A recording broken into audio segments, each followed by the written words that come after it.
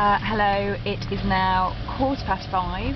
We have been driving for nearly 9 hours today, and basically we're still only about 120 kilometres further down the road than when we started. We've been following this logging truck for a long time, trying to get ourselves out of the mud. As you can see, he is basically sliding with no traction at all, which presumably means that we're about to do the same thing. Yeah, there we go. Mud is basically very deep. As you can see how deep. Here we go.